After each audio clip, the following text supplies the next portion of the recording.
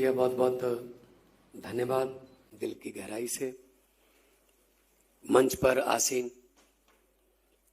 आम आदमी पार्टी के नेशनल कन्वीनर, देश की राजनीति को नई दिशा और दशा देने वाले माननीय अरविंद केजरीवाल साहब, और दिल्ली में उनके साथी जब सरकार में थे तब भी, जब सरकार में नहीं थे तब भी, श्री मनीष सिसोदिया जी, गोपाल राय जी, और हमारी गुजरात की टीम, भाई यशुदान जी, हमारे नए चुने हुए विधायक साहब गोपाल इटालिया जी, हमारे पंजाब के प्रधान अमन अरोड़ा जी, और हमारे लुधियाना के नए चुने हुए विधायक जी संजीव अरोड़ा जी।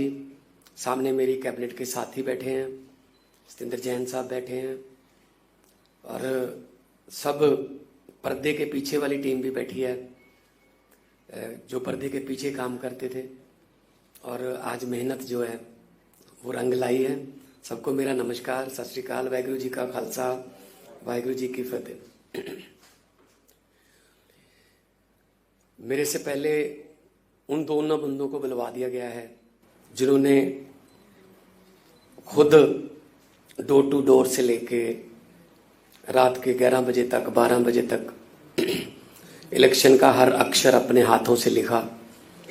कि हम लोग तो जाते थे 12-1 बजे, 2-3 बजे सभा खत्म, तो शायद हमारा उतना योगदान नहीं रहा होगा जितना इन लोगों की मेहनत जो इन्होंने कहा। क्योंकि हमारा काम 2-3 बजे खत्म हो जाता हो, इनका काम तो 3 बजे के बाद शुरू होता था कि अब इसको जाना है, इसको मनाना, इसके या पास जाना है, ये यहाँ से ये हो गया, क्योंकि इलेक्शन में बहुत कुछ होता रहता है इधर उधर।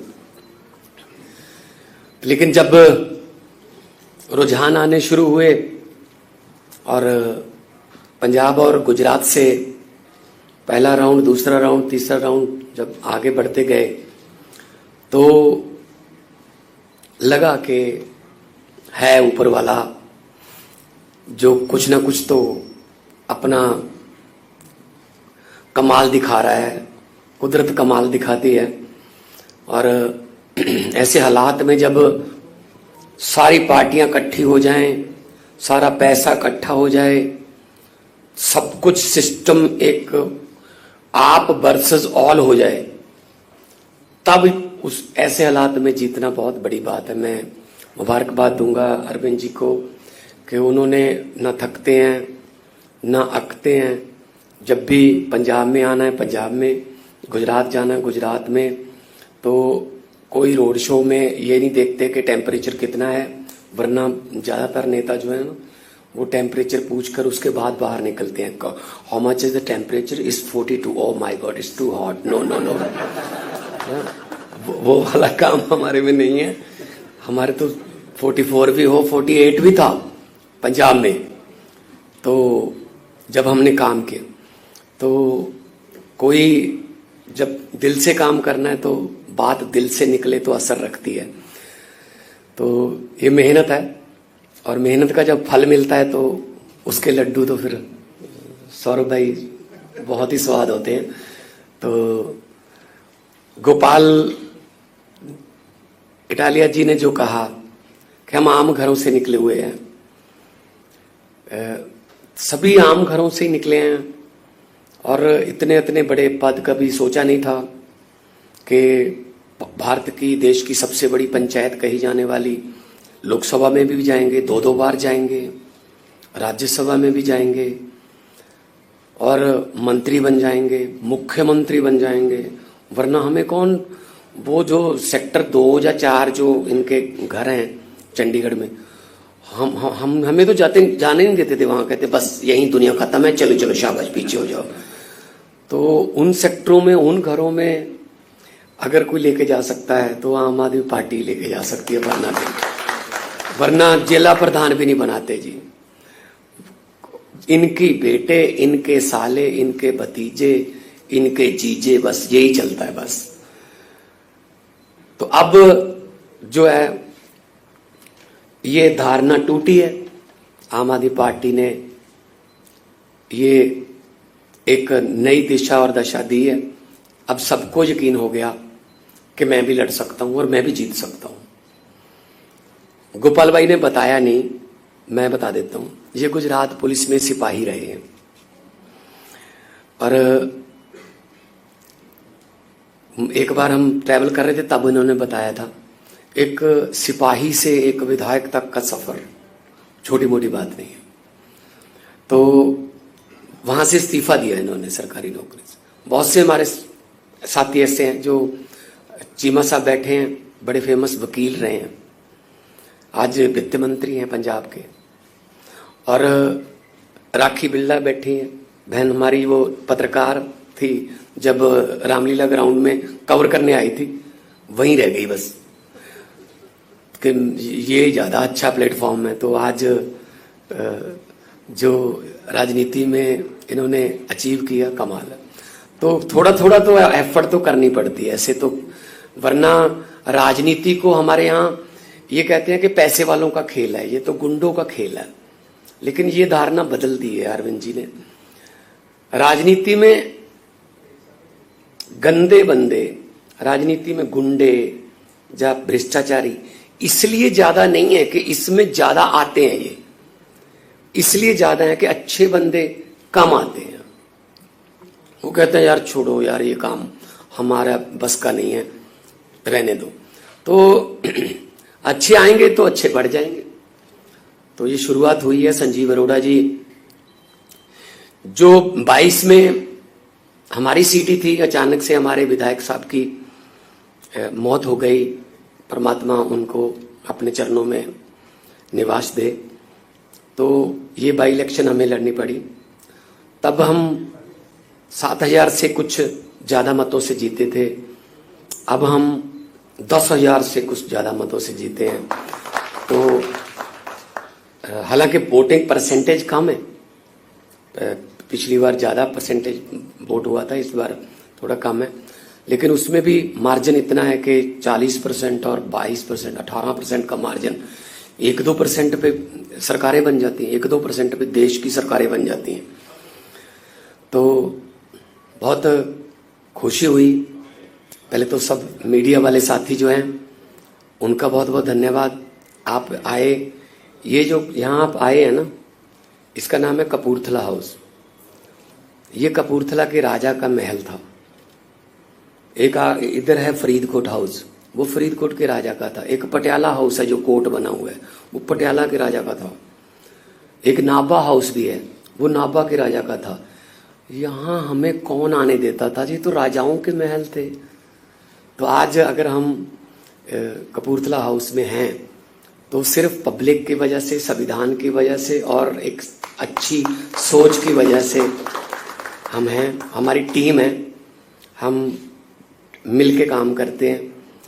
जरूरी नहीं है हर रोज विराट कोहली सेंचुरी लगाए, कई बार विराट 0 पे आउट हो जाता है, लेकिन कोई ना कोई और बंदा जो है वो उस दिन काम कर देता है। लेकिन टीम वर्क है ये, तो एक टीम के रूप में काम करते रहेंगे। और परिवार है हमारा एक छोटा सा, और परिवार में जो भी फैसले होते हैं, हमारे लानेदार, जो पंजाबी में लानेदार बोलते हैं परिवार के मुखिया को, वो अरविंद केजरीवाल जी हैं। तो जो लानेदार, जो परिवार के मुखिया फैसला लेते हैं, वो अपने घर को बचाने के लिए लेते हैं, अपने घर को और बड़ा करने के लिए लेते हैं। कोई भी परिवार का मुखिया अपने परिवार को बिखेरने के लिए फैसले नहीं लेता कि मेरा परिवार बिखर जाए, जब मेरे बच्चे फ्लॉप हो जाएं। तो हम छोटे बड़े भाई हैं और बड़ा अच्छा लगा। गुप्ता जी बैठे हैं, हमारे एमएलए साहब बैठे हैं, हमारी टीम पूरी बैठी है। तो सबको बहुत बहुत मुबारक हो, और अपनी अपनी जगह पे जिसने जो मेहनत की है उसका सलाम करता हूँ, उसका सजदा करता हूँ। और यही कहूँगा कि एक शेर है कि हमारी नज़र तो मंजिल पर रहती है, इन आंखों ने कभी मील का पत्थर नहीं देखा। तो मील का पत्थर तो वो देखते हैं जिन्होंने आगे 1 और किलोमीटर जाना है, लेकिन हमारी नजर मंजिल पे है।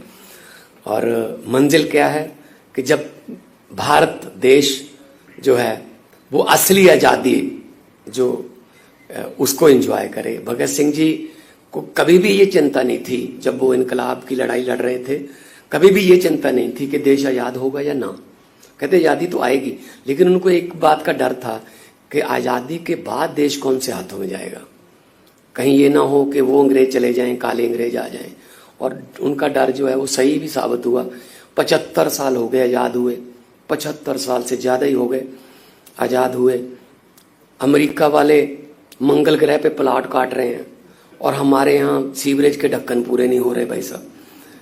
अभी वहीं खड़े हैं, सीवरेज का ढक्कन, टोबा, छप्पड़, और वहीं रुके हुए हैं भाई, क्योंकि उन्होंने काम किया ही नहीं कभी। अभी बात होने लगी है एजुकेशन की, हेल्थ की, बिजली की, इंफ्रास्ट्रक्चर की, नहीं तो इससे पहले तो बात ही नहीं होती थी।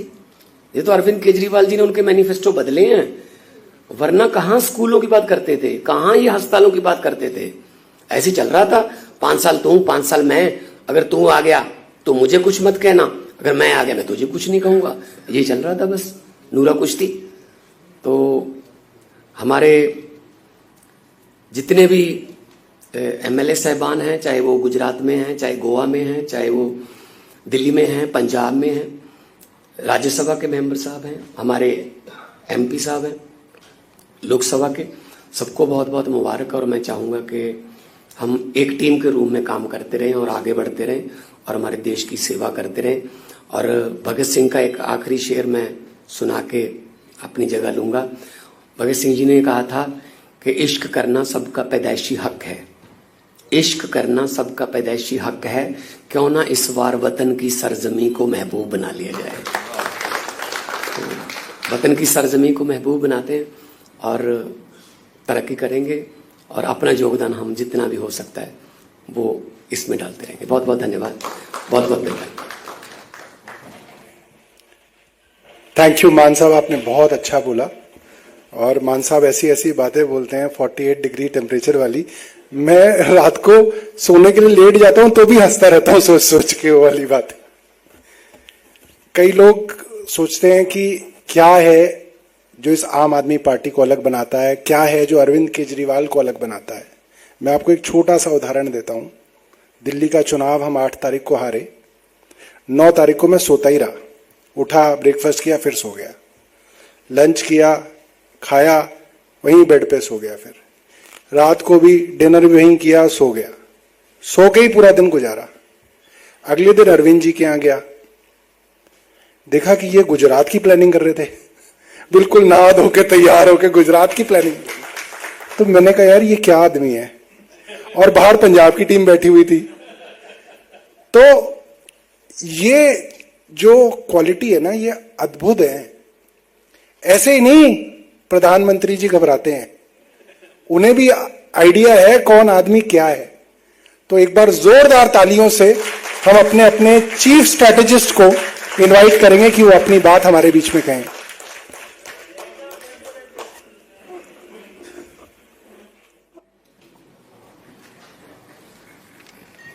पंजाब के मुख्यमंत्री सरदार भगवंत मान साहब, मनीष सिसोदिया जी, गोपाल राय जी, अमन अरोड़ा जी, यशोदान गढ़वी जी, और हमारे आज के दोनों हीरो संजीव अरोड़ा जी, गोपाल इटालिया जी, और आज यहाँ पे आई हुई सारी आम आदमी पार्टी की लीडरशिप।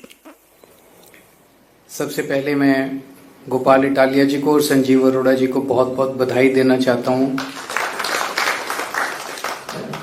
एमएलए बनने के लिए।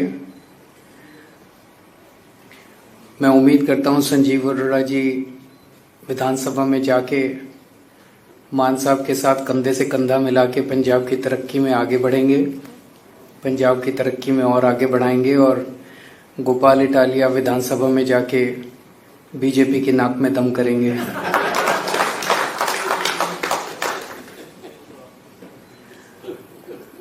मैं गुजरात और पंजाब के लोगों का बहुत बहुत धन्यवाद देना चाहता हूं, उन्होंने इतना ज़बरदस्त विश्वास किया आम आदमी पार्टी के ऊपर, और उन्हें बहुत बहुत बधाई देना चाहता हूं। मुझे बेहद खुशी है, आम आदमी पार्टी एक आज जो माहौल है, पूरी राजनीति है, इस राजनीति के सामने एक लंबी लकीर खींचने के लिए आई है, राजनीति को साफ करने के लिए आई है, एक साफ सुथरी राजनीति प्रदान करने के लिए आई है। और आज जो दो कैंडिडेट जीत के आए हैं, ये कैंडिडेट ही हमारा, वो एक अंग्रेजी में कहावत है, proof of the pudding lies in its eating. Sanjeev Arora ji और गोपाल इटालिया, इनका बैकग्राउंड देख लीजिए, बिल्कुल साफ सुथरी छवि वाले समाज सेवक लोग जिन्होंने समाज के लिए बहुत कुछ किया है। ऐसे लोगों को टिकट देके विधानसभा में पहुंचाना, ये केवल आम आदमी पार्टी कर सकती है और कोई पार्टी नहीं कर सकती। एक जमाने में कहा जाता था कि अच्छे लोग जो हैं उन्हें राजनीति में नहीं आना चाहिए, राजनीति अच्छे लोगों के लिए नहीं है। लेकिन आम आदमी पार्टी ने यह धारणा तोड़ी है, अच्छे लोगों को राजनीति में आना चाहिए, लेकिन राजनीति में आके मेहनत भी करनी चाहिए, ताकि अगर आप जीत रहे हो तो जनता आपका साथ देती है।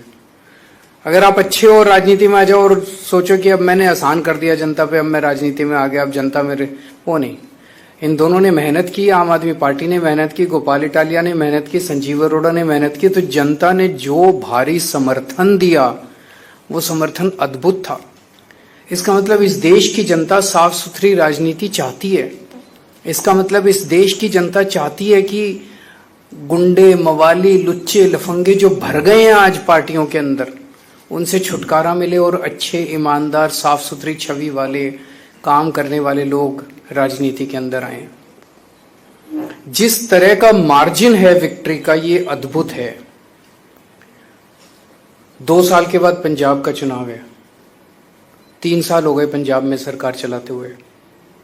अक्सर कहा जाता है कि 3 साल सरकार चलाने के बाद एंटी इनकम्बेंसी आ जाती है, पर जो मार्जिन से संजीव अरोड़ा जी जीते हैं, उससे तो लगता है कि एंटी इनकम्बेंसी छोड़ो, प्रो इनकम्बेंसी है। मतलब पिछली बार इसी विधानसभा में 1,15,000 वोट पड़े थे, इस बार केवल 85,000 वोट पड़े। उन 85,000 वोट में भी इनको 10,000, 10,500 वोट मिले हैं, जबकि पिछली बार 7,500 वोट में से जीते थे। 7,500, इस बार 10,500 का मार्जिन है, पिछली बार 7,500 का मार्जिन था, तो मार्जिन भी बहुत बड़ा हो गया। तो इसका मतलब लोग पिछली बार से ज्यादा समर्थन देने जा रहे हैं, पिछली बार से ज्यादा समर्थन दे रहे हैं, थापी दे रहे हैं, पीठ थपथपा रहे हैं लोग, बहुत अच्छा काम कर रहे हो, आगे बढ़ो, बहुत अच्छा काम कर रहे हो, आगे बढ़ो। ऐसा अक्सर राजनीति में देखा नहीं जाता है। तो मैं मान साहब को बहुत बहुत बधाई देना चाहता हूं, आम आदमी पार्टी की सरकार को बहुत बहुत बधाई देना चाहता हूं। जिस तरह से आम आदमी पार्टी की सरकार पंजाब में काम कर रही है, ऐसा लगता है पिछली बार 92 सीट आई थी, इस बार 100 पार तो करनी चाहिए और ज्यादा मार्जिन से करनी चाहिए। जिस तरह से गुजरात के अंदर और पंजाब के अंदर, एक और बड़ी बात है, पंजाब में नशे के खिलाफ जो युद्ध छेड़ा गया है, मैं समझता हूं जितनी आशीर्वाद हमें गांव-गांव से, छोटे छोटे परिवारों से मिल रहे हैं, जिनके बच्चे नशे के अंदर डूब गए थे, वो नशे में बाहर आ रहे हैं, वही आशीर्वाद हम लोगों को तरक्की देता है। ऐसा नहीं कि पूरे देश में केवल पंजाब में नशा है, दिल्ली में बहुत नशा बिक रहा है, हरियाणा में बहुत नशा बिक रहा है, गुजरात में बहुत नशा बिक रहा है, गोवा में बहुत नशा, में कहीं चले जाओ देश के अंदर खूब नशा है। लेकिन जिस किस्म की नशे पे चोट पंजाब के अंदर पड़ रही है, बड़े बड़े तस्करों को पकड़ा जा रहा है, बड़े बड़े तस्करों के बुलडोजर चलाए जा रहे हैं, और चाहे कितना भी बड़ा नेता क्यों ना हो, मैसेज ये है कि उसको बख्शा नहीं जाएगा। बड़े से बड़े जो भी, चाहे आप कितने भी बड़े पॉलिटिकल नेता हो, अगर आप नशे के तस्करी में शामिल हो तो आपको किसी हालत में बख्शा नहीं जाएगा। वो लोग जिन्होंने पंजाब को नशे में धकेल दिया था, सबसे पहले पंजाब में नशा लेके आए थे, उनकी, जब वो लोग मंत्री थे दूसरी पार्टियों के, वो लोग मंत्री थे, अपनी गाड़ियों के अंदर नशा, सरकारी गाड़ियों के अंदर लेके और पूरे पंजाब में डिस्ट्रीब्यूट किया करते थे, घर घर में। जब वो सरकारी मंत्री थे, अपने घर में इंटरनेशनल स्मगलरों को रखते थे।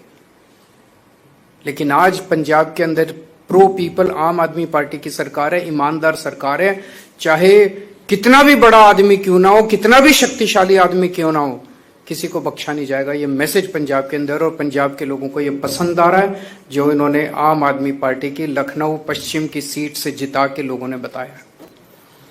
गुजरात के लुधियाना पश्चिम की सीट से सॉरी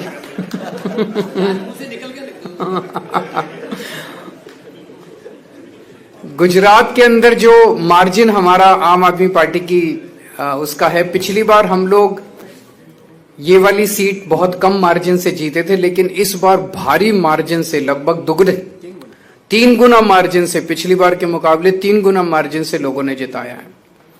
ये दिखाता है कि गुजरात की जनता त्रस्त हो चुकी है। मैं अभी गुजरात गया था जब आखिरी बार चुनाव प्रचार के लिए, तो गुजरात सरकार में काम करने वाला एक मंत्री मिला मुझे, उनका मंत्री बीजेपी का। मुझे कहता है, सर पूरी गुजरात की जनता बीजेपी के शासन से, 30 साल के शासन से त्रस्त हो चुकी है बुरी तरह से, उन्हें हराना चाहती है। लेकिन बीजेपी की ऐसी पकड़ है पूरे प्रशासन और पूरे सिस्टम के ऊपर, पता नहीं ये हो पाएगा कि नहीं हो पाएगा। मैंने उसको कहा, भाई एक ही चीज है, ये जनतंत्र है, और जिस दिन जनता खड़ी हो जाए उस दिन बड़े बड़े सिंहासन डोल जाते हैं। तो मैं समझता हूं कि गुजरात की ये जीत आने वाले गुजरात के 2027 के चुनावों की तरफ इशारा है। ये दिखाता है कि गुजरात की जनता एक तरफ बीजेपी से त्रस्त हो चुकी है, दूसरी तरफ आज तक उनके पास विकल्प नहीं था 30 साल में। अब आम आदमी पार्टी एक विकल्प के रूप में, अच्छे विकल्प के रूप में सामने है। तो आम आदमी पार्टी के रूप में एक उम्मीद देखते हैं, आशा देखते हैं गुजरात के लोग। कांग्रेस विकल्प नहीं था, कांग्रेस बीजेपी की गोद में है, कांग्रेस बीजेपी की जेब में है। आज मैं आपको एक सिंपल सा उदाहरण देता हूं। पहली चीज तो ये, पिछले चुनाव में कांग्रेस को 17 सीट मिली, उनके 17 में से 5 विधायक छोड़ के बीजेपी में चले गए। हमारे को 5 सीट मिली, 5 में से 1 विधायक छोड़ के बीजेपी में चला गया। कांग्रेस के साथ हमारी बातचीत हुई, बातचीत यह हुई कि तुम्हारी 5 सीटें हैं, हमारी 1 सीट है। कांग्रेस ने कहा इन 5 सीटों पे आप चुनाव मत लड़ो, इस 1 सीट पे हम चुनाव नहीं लड़ेंगे। हमने कहा ठीक है। उन 5 सीटों के चुनाव पिछली साल हुए, आम आदमी पार्टी 5 सीटों पे चुनाव नहीं लड़ी। इस बार 1 सीट का चुनाव, जो आम आदमी पार्टी वाली सीट थी, वो वाला चुनाव हुआ। बीजेपी से आदेश आया, कांग्रेस उस आदेश को मना नहीं कर सकती थी। कांग्रेस ने आम आदमी पार्टी के साथ धोखा किया और अपना कैंडिडेट खड़ा कर दिया। पिछले साल जब उनकी 5 सीटें थी, हमने अपना कैंडिडेट खड़ा नहीं किया, लेकिन इस बार जब हमारी सीट थी, उन्होंने अपना कैंडिडेट हमें हराने के लिए खड़ा कर दिया। ये साफ दिखाता है कि कांग्रेस से उम्मीद नहीं है इस देश को। कांग्रेस बीजेपी के साथ, और कांग्रेस की टॉप लीडरशिप मिली हुई है, टॉप मोस्ट लीडरशिप मिली हुई है बीजेपी के साथ। और ये मैं पूरी जिम्मेदारी के साथ कह सकता हूं, और पूरे सबूत हैं इस बात के, टॉप मोस्ट कांग्रेस की लीडरशिप बीजेपी की गोद के अंदर बैठी हुई है। एक कांग्रेस का आम कार्यकर्ता जो गली गली के अंदर घूमता है, वो अपने आप को ठगा सा महसूस करता है जब वो देखता है कि उनके ऊपर वाले सारे बड़ी बड़ी बातें करते हैं, कभी शादी के घोड़े की बात करते हैं, कभी रेस के घोड़े की बात करते हैं, और जाके हाथ मिला लेते हैं बीजेपी के साथ। लेकिन बड़ी इंटरेस्टिंग है, अल्टीमेटली तो जनतंत्र है, जनता मालिक है। वो 5 सीटें हमने छोड़ दी, फिर भी वो हार गए कांग्रेस वाले। उन्होंने 1 सीट हमारी नहीं छोड़ी, वो भी हम जीत गए। कांग्रेस के लड़ने के बावजूद हम जीत गए। तो जनता भी अब धीरे धीरे कांग्रेस को, और ये दोनों पार्टियां इकट्ठे होकर लड़ रही हैं, ये क्या दिखाता है? ये एक सिस्टम है। आम आदमी पार्टी कांग्रेस और बीजेपी से नहीं लड़ रही, आम आदमी पार्टी इस व्यवस्था से लड़ रही है। ये दोनों पार्टियां एक ही सिस्टम है, और वो सिस्टम है सत्ता से पैसा, पैसे से सत्ता। सत्ता हासिल करो, खूब पैसा कमाओ, फिर शराब बांटो, दारू बांटो, पैसे बांटो, साड़ी बांटो, बर्तन बांटो, और चुनाव जीत जाओ, और फिर चुनाव जीत के फिर पैसे कमाओ, और फिर चुनाव में पैसे बांटो। सत्ता से पैसा, पैसे से सत्ता, ये सिस्टम है इनका। इस सिस्टम के खिलाफ दोनों पार्टियों का एक एक सिस्टम है, और आप देखोगे कभी इस पार्टी का इधर, इस पार्टी का उसमें, उस पार्टी का इधर, पता ही नहीं चलता कौन किस पार्टी में। यशोदान जी बता रहे थे पिछले 7-8 साल में कांग्रेस के 70 गुजरात के बड़े नेता, 70 कांग्रेस के बड़े नेता जो है बीजेपी में शामिल हो गए। क्या बचा? वो तो बीजेपी कांग्रेस ही बन गई। तो केवल और केवल आम आदमी पार्टी देश के लिए लड़ रही है, गुजरात के लिए लड़ रही है, पंजाब के लिए लड़ रही है, भारत के लिए लड़ रही है, इस सिस्टम से लड़ रही है। और ये सारी पार्टियां एक ही सिस्टम का हिस्सा है। मैं जनता को बहुत बहुत धन्यवाद देता हूं कि वो आम आदमी पार्टी में उनका विश्वास है। सभी कार्यकर्ताओं को बहुत बहुत बधाई देता हूं इस शानदार जीत के लिए। और मैं उम्मीद करता हूं कि ये गुजरात और पंजाब के दोनों चुनाव सेमीफाइनल साबित होंगे। आने वाले 2027 के पंजाब के विधानसभा चुनाव में हम 100 से ज्यादा सीट लाएंगे और गुजरात के अंदर आम आदमी पार्टी अपनी सरकार बनाएगी। बहुत बहुत शुक्रिया।